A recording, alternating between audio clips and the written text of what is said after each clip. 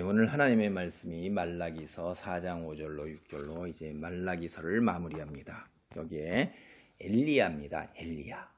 이 끝에 이제 하나님의 말씀대로 살아라 이렇게 우리에게 권고를 하면서 엘리야가 이제 올 것이니다 라고 우리에게 예언을 하고 깨어 있으라고 얘기하는 거예요.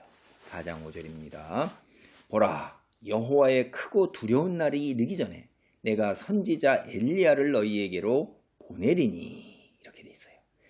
이제 여호와의 크고 두려운 날, 줄이면 여호와의 날이에요.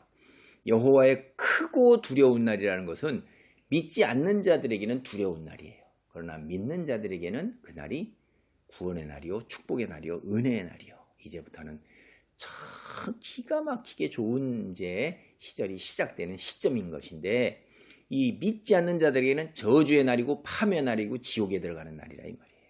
그런데 그걸 어떻게 하느냐? 선지자 엘리야가 있다는 거예요. 하나님께서 엘리야를 보내신다는 거예요. 우리 이 엘리야가 여기에서 이제 우리가 이 구약 성경에서 엘리야가 누구냐 하는 거를 잘 봐야 돼요. 신약 성경 때 예수님 보고 사람들이 뭐라고 물었어요? 당신이 오실 그이니까, 그러니까 메시아를 기다리고 있었잖아요. 메시아이니까 아니면 엘리야이니까 이렇게 물었던 거예요. 그랬더니 너희가 이것을 보고도 깨닫지 못하겠느냐? 세례 요한이 엘리야라 이런 거예요. 세례 요한 보고 광야에 외치는 자, 그 세례 요한 엘리야, 그를 보고도 그 다음에 내가 행하는 말씀과 능력을 보고도 깨닫지 못하느냐? 뭘 묻느냐 하는 거예요. 그러니까 눈이 어둡고 귀가 막혔고 마음이 답답하면 봐도 볼 것을 못 보는 겁니다. 들을 것을 듣지를 못하는 거예요. 마음에 깨닫지가 못하는 거예요. 그래서 이게 우리가 그래서 늘 깨어 있어야 되는 것입니다. 엘리야 이미 오셨어요. 예수 그리스도 이미 오셨어요. 그리스도께서 올라가시면서 뭐라고 했어요? 너희가 올라가는 거 본 그대로 다시 오시리라. 그래서 세컨드 카밍이라는 말을 재림이라고 번역을 하잖아요. 두 번째로 다시 온다는 거예요. 그러니까 첫 번째 이미 왔다 가셨다는 거예요. 여러분, 이제 엘리야, 우리 이제 이런 생각을 해볼 수가 있어요. 왜 다른 사람이 아니라 하필 엘리야인가? 하필 엘리야인가? 그 다음에 이 엘리야라는 이 분이 열왕기에 기록되어 있는 그 엘리야, 그분이 오시는 거냐? 아니면 또 다른 엘리야냐? 만약에 열왕기에 나와 있는 그 엘리야 그분이시라면 그가 하늘에서 다시 오는가? 이 땅으로? 부활하시는가? 이게 이제 뭐냐 이게 도대체. 이 말라기가 선포된 이후에 여기에 대해서 계속 사람들이 생각을 하기 시작합니다. 그래서 예수님 얘기를 제가 드렸잖아요. 예수님께서 직접 말씀하셨단 말이에요. 요한이 엘리야다. 왜 이렇게 깨닫지 못하느냐. 그렇게 말씀하시고 나서야지 이제 요한 따르던 제자들도 이제 예수님을 따르기 시작했잖아요. 아, 세례 요한이 엘리야였구나. 그럼 예수님이 메시아구나라는 거를 12사도를 비롯한 예수님을 따르는 수백 명의 제자들도 그때서야 깨달은 겁니다. 그 전까지는 이 말씀에 대해서도 이들이 확신을 못하고 막 이렇게 한 거예요. 여러분, 왜 하필 엘리야일까요? 모세도 있고 아브라함도 있고 다윗도 있는데 왜 엘리야냐 이 말이에요. 선지자가 뭐 하는 거예요? 여기 지금 보면 다윗은 왕이에요. 통치자잖아요. 모세와 아브라함 이런 사람들을 믿음의 조상이에요. 그 이후에 하나님께서 보내신 사람이 선지자예요. 선지자들은 뭐냐면 마지막 종말 여호와의 날 그 심판을 경고를 하는 거예요. 그래서 하나님께로 돌아오라. 사람이 세상을 향했던 그 마음을 일깨우는 거란 말이야. 세상 속에 매몰되어서 우리가 영적인 존재, 하나님의 존재, 하나님의 백성임을 자꾸 망각하고 산다 이 말이에요. 그렇게 하고선 먹고 사는 일에 바쁘고 세상 일에 바빠서 거기에 세상 풍조 속에 휩쓸려 가는데 그거를 갖다가 일깨우는 분이 하나님께서 보내신 사람 선지자가 이런 거를 이끄는 거예요. 여호와의 날, 마지막의 때 이걸 일깨워서 우리가 종말을 향해서 마지막을 준비하면서 살아야 된다. 조금 어려운 말로 종말론적 삶 이런 거예요. 종말을 대비하는 삶. 내가 세상이 끝난다는 걸 대비하고 살아야지 세상이 속에서 살아가면 우리 망해요. 세상 속에서 살아가면. 종말을 대비하는 삶으로서 여기를 살아가게 되면 세상 사람들처럼 물질과 권력과 쾌락에 탐닉하고 살잖아요. 욜로? 그건 당신이나 하세요. 죽기 전에 해야 할 10가지 일? 당신이나 하세요. 세상이 전부니까 그 사람들은. 근데 우리는 뭐예요? 죽기 전에 해야 할 일이 뭐예요? 이 땅에서 얼마만큼 하나님의 사람으로 거룩한 모습을 점점점 갖추어 가는가. 믿음의 터를 확보해 나가면서 점점 넓혀가는 거예요. 지경을. 땅끝까지 하나님 말씀을 전하라. 그리고 하나님 말씀을 붙들고 살아라는 예수님의 명령, 지상 대명령이잖아요. 그런 거 붙들고서 우리가 살아가는 거지. 뭐 욜로, 뭐 죽기 전에 해야 할 10가지 일, 내 집 쌓고, 내 권력 쌓고, 내 명예 내고, 사람들 박수 받고, 이런 건 세상 사람들이 하는 거란 말이에요. 그러니까 이거를 우리한테 일깨워주는 게 선지자들이에요. 근데 선지자들 중에서 엘리야가 이런 경고 속에서 하나님의 은혜를 드러내면서 우리가 하나님을 향하도록 돌이키는데 아무런 거리낌 없이 막 제 역할을 한 사람이 아주 엘리야입니다.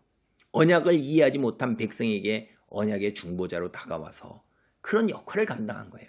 바로 세례 요한이 백성들의 마음을 하나님께로 향하도록 이제 만들었잖아요. 그 세례 요한이 와서 사람들이 그 태중에서부터 이미 그 놀라운 기적으로 임신하셔서 그렇게 돼서 출산해서 광야에서 생활하면서 아이들 이 아이가 장차 어떻게 될고 해서 사람들이 다 주목하는 가운데 광야에서 회개하고 돌아오라고 외칠 때 많은 사람들이 하나님께로 돌아오면서 마음이 되어 있잖아요. 여러분, 아합 왕 시대의 실제의 엘리야, 그 엘리야를 두고 하는 게 아니라 엘리야의 사역, 역할, 이거를 우리는 비유적으로 언급한다는 걸 알 수 있어요. 예수님이 세례 요한이 엘리야라는 걸 얘기하면서. 그래서 엘리야의 사역은 뭐였냐면 아버지의 마음을 자녀들에게로 돌이키게 하고 자녀들의 마음을 그들의 아버지에게로 돌이키게 하는 거예요. 이게 이제 히브리어 수거입니다. 수거, 속담 같은 건데요. 자식들이 부모들처럼, 부모들도 자식들처럼 한 마음이 된다는 거예요. 이 의미가. 부모와 자식이 한 쌍이고 한 마음이라는 거예요. 부모와 자식이 하나가 돼서 하나님 말씀 안에서 하나가 돼서 하나님 말씀을 준수하는 날, 그 날이 온다는 거예요. 만약에 여기에 속하지 않는 무리는 어떻게 되는 거예요?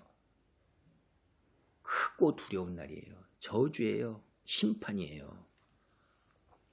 여러분, 한국의 이단 중에서 어떤 이단이요, 이 본문을 가지고 지가 에디아라고 그러는 이단 교주가 있었어요. 6절 봅니다.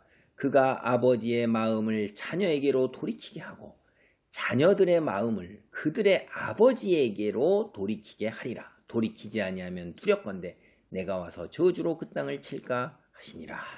그러니까 엘리야가 이제 싸워서 마음을 돌이켜서 부모와 자녀가 하나님을 믿는 마음이 하나가 된다는 건데, 여기에서 이제 지가 여기 보세요. 자신의 사역을 아버지의 마음을 자식들에게 돌이키고 자식들의 마음을 아버지이신 하나님께로 돌이키게 한다. 근데 아버지인 하나님께로 돌이키게 하는 자기가 그 역할이라는 거예요. 그래서 지가 아버지라는 거예요. 근데 이게 틀린 게 이 원문을 보면 이게 여기 6절에 보면 제가 원문대로 읽어볼게요. 그가 아버지들의 마음을 자녀들에게로 돌이키게 하고, 복수입니다. 자녀들의 마음을 그들의 아버지들에게로 돌이키게 하리라. 이렇게 복수예요. 근데 이게 단수면 지가 아버지라고 그랬는데 본문을 갖다 제대로 이해하지도 못하고 이렇게 해서 이따위로 돌리는 이단들이 많은 거예요. 성경 제대로 잘 보셔야 됩니다. 여기도 잘 보세요. 그래서 아버지들, 자녀들, 이거 얘기한 거예요. 부모와 자식이 하나 되어 여호와의 언약을 준수하는 거지, 지가 육체적인 가족관계, 가정의 회복이다 이래가지고선 이제 어떤 건지 알겠죠? 가정, 평화 뭐 이런 걸 주장하는 이단, 그리고 지가 그거라고 그러는 그런 말도 안 되는 얘기를 하고 있는 거예요. 여러분, 우리말 한글에는 단수복수를 잘 구별을 안 해요. 근데 영어는 분명히 단수복수를 구별합니다. 영문 성경만 딱 봐도 벌써 딱 나와요.